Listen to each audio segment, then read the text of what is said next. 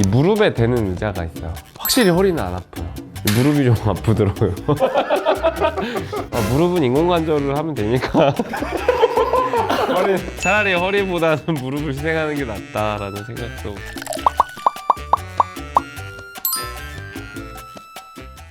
안녕하세요. 시원한 척추 건강을 전해드리는 척추 사이다입니다. 지난번 영상에서는 앉아있는 직업과 서있는 직업 중에서 어떤 게 더 허리에 안 좋은지에 대해서 나름 치열한 토론을 했었는데요. 오늘은 그것에 대한 연장선으로 내용을 준비했습니다. 보통 선생님들은 하루에 어느 정도 앉아 계시나요? 외래 진료 보는 날은 하루 종일 앉아있죠. 저도 외래 보는 날에는 거의 하루 종일 앉아있고 집에 가서 또 작업할 게 있다 이러면은 추가로 또 앉아있게 되는 것 같아요. 수술 없다면은 한 타임당 저희 보통 4시간 잡으니까 밥 먹으러 가는 1시간 빼면은 평균적으로 8시간에서 10시간 사이는 앉아있게 되는 것 같아요. 밥도 앉아서 먹잖아요. 다른 분들도 비슷하실 것으로 생각이 됩니다. 직업과 상관없이 하루에 앉아있는 시간이 이렇게 많은 만큼 의자도 우리 삶에서 큰 부분을 차지하고 중요성도 있는데요. 네, 잘못된 의자를 선택하거나 잘못된 의자에 앉아있게 되면은 척추 건강을 안 좋게 할 수도 있습니다. 그래서 저희가 흔히 사용하는 의자들 중에서 오늘은 어떤 의자가 척추 건강에 독이 되는지, 어떤 게 조금 더 도움이 되는지에 대해서 한번 알아보도록 하겠습니다. 원장님들은 평소 개인적으로 어떤 의자를 좀 선호하시는 거나 혹은 싫어하시는 편인가요? 저는 선호는 따로 없는데 제일 싫어하는 의자가 그 패스트푸드점 같은 데 가면 있는 그 바닥 플라스틱으로 돼 있는 엉덩이 모양이 애매하게 파여져 있어갖고 저같이 살찐 사람은 그 엉덩이도 굉장히 불편하고 너무 싫어요 그 의자. 빨리 먹고 가라고. 그러니까 그 의자가 저는 제일 불편한 것 같아요.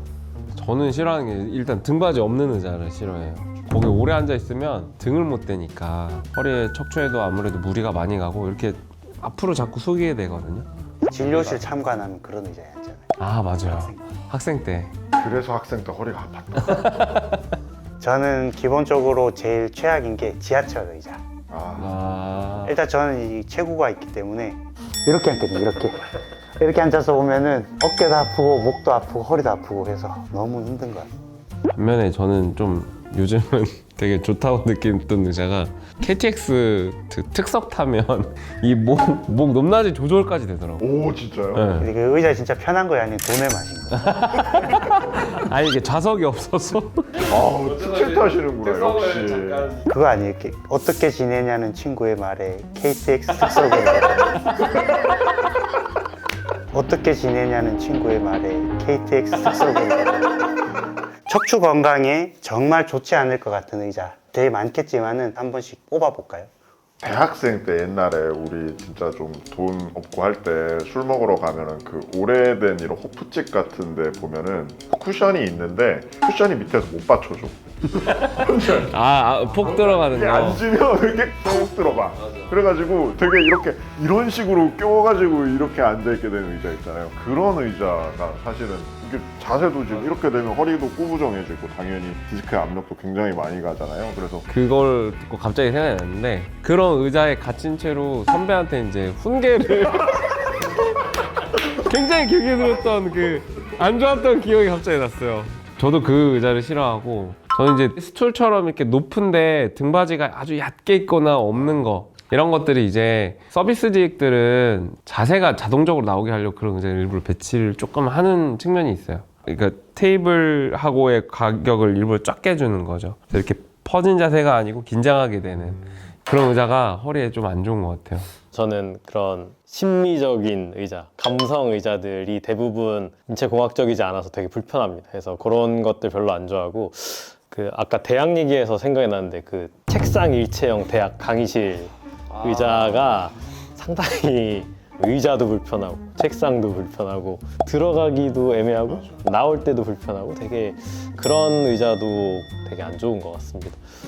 저는 이제 의자 편한 것도 또 중요하지만은 오래 앉아 있는 게 안 좋잖아요.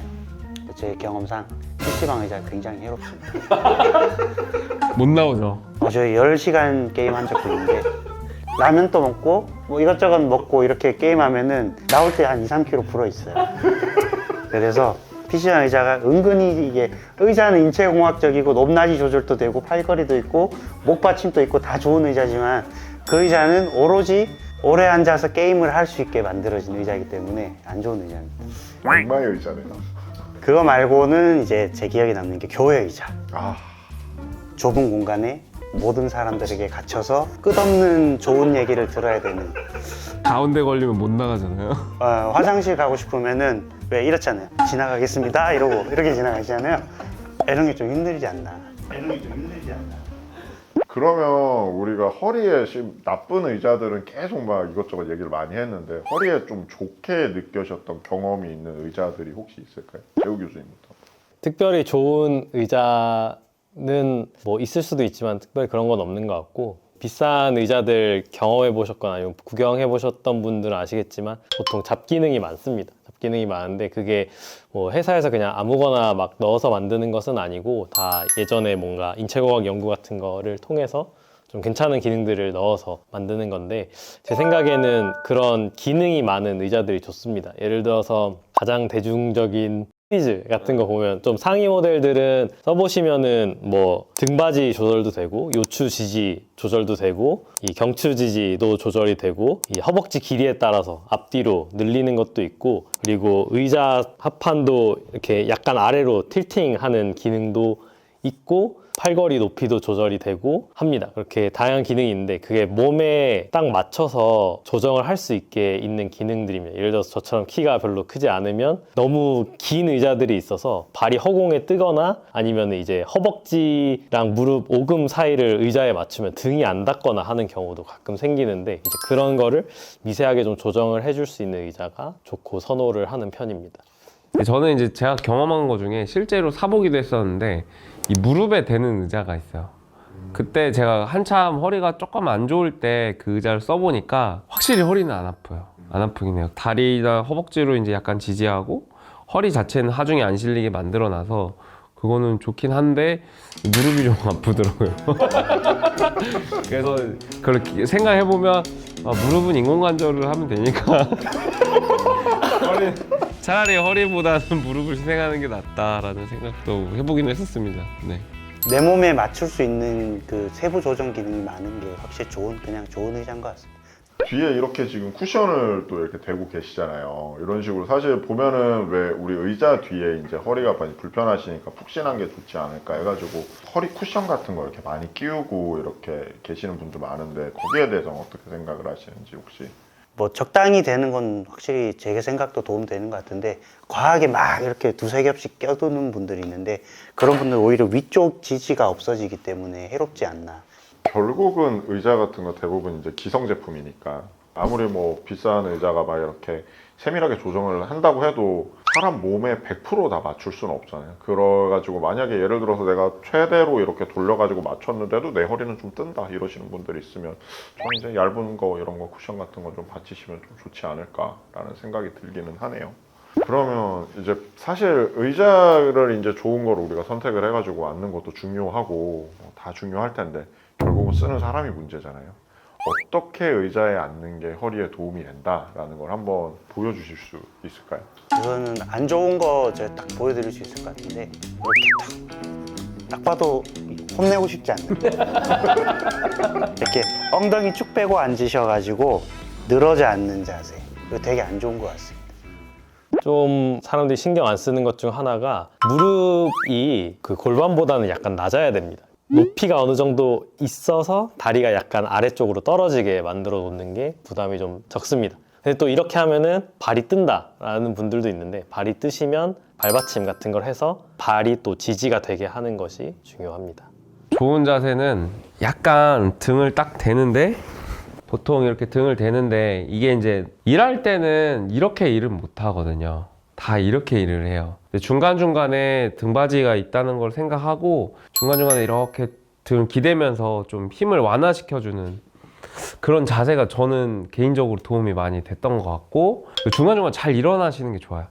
제가 항상 얘기하는 게 이제 수술을 하고도 일주일 이내로 복귀해서 회사 일을 해야 되는 분들 대부분입니다.